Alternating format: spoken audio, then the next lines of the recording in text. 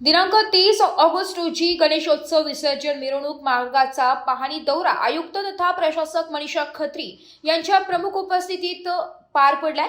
महाराष्ट्र शासनाने जाहीर केलेल्या राज्योत्सव अर्थात गणेशोत्सवाची नाशिक शहरात विसर्जन मिरवणूक शनिवार दिनांक 6 सप्टेंबर 2025 रोजी मोठ्या उत्साहात पार पडणार आहे।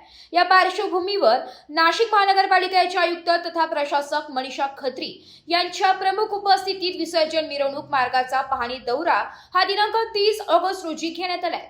या पाहणी दरम्यान वाकडी बाराव दूध बाजार, main road, Dhumal point, MG road, रविवार पेठ, रविवार कारंजा, अहिल्याबाई होळकर पूल, पंचवटी कारंजा ते रामकुंड परिसर, सरदार चौक, गोदाघाट या महत्त्वाच्या मार्गाचा आढावा घेण्यात आलाय। पाहणी करताना रस्त्यातील अडथळे, अतिक्रमण, खड्डे बुजविणे तसेच ओव्हरहेड वायर्स व केबल्स तातडीने हटविण्याचे आदेश आयुक्तांनी संबंधित विभागांना दिले।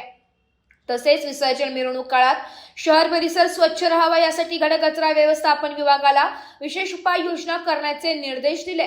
या पाहणी दौऱ्यात आयुक्त मनीषा खत्री यांच्यासोबत अतिरिक्त आयुक्त प्रदीप चौधरी, उपायुक्त अजित निकत, शहर अभियंता संजय अग्रवाल, अधीक्षक अभियंता अविनाश धनाईक, रवींद्र धारणकर, विभागीय अधिकारी तथा नगर सचिव मदन हरिश्चंद्र, चंदन गुगे, कार्यकारी अभियंता संदेश शिंदे, गणेश मैड, उप अभियंता समीर रकते, प्रशांत बोरसे आदी अधिकारी उपस्थित होते। पाहणी दौरा पूर्ण झाल्यानंतर आयुक्त तथा प्रशासक खत्री यांनी दिलेल्या सूचनांचे तात्काळ पालन करून विसर्जन मिरवणूक मार्ग सुस्थितीत व सज्ज ठेवण्याचे आदेश अधिकाऱ्यांनी दिले। यावेळी नागरिकांना आवाहन करताना आयुक्त खत्री म्हणाल्या की नाशिककरांनी जसा पर्यावरणपूरक गणेशोत्सव साजरा करत आहे तसेच गणरायाचे विसर्जनही पर्यावरणपूरक पद्धतीने करावे, त्यामुळे गोदावरी नदी व शहरातील इतर नद्या प्रदूषित होणार नाही याची काळजी घेणे हे सर्वांचे कर्तव्य आहे, असे आवाहन गणेश भक्तांना केले। आज सकाळी आम्ही माझी पूर्ण मनपाची टीम सोबत आपला जे गणेश विसर्जनासाठी मिरवणूक मार्ग आहे त्याची पूर्ण पाहणी केली।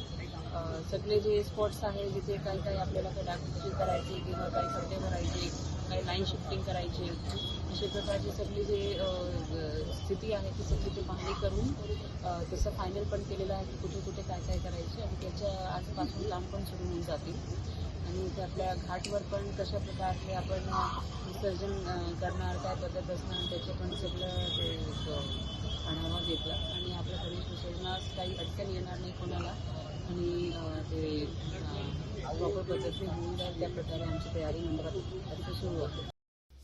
वृत्तसंकलन विभाग, AV न्यूज, नाशिक।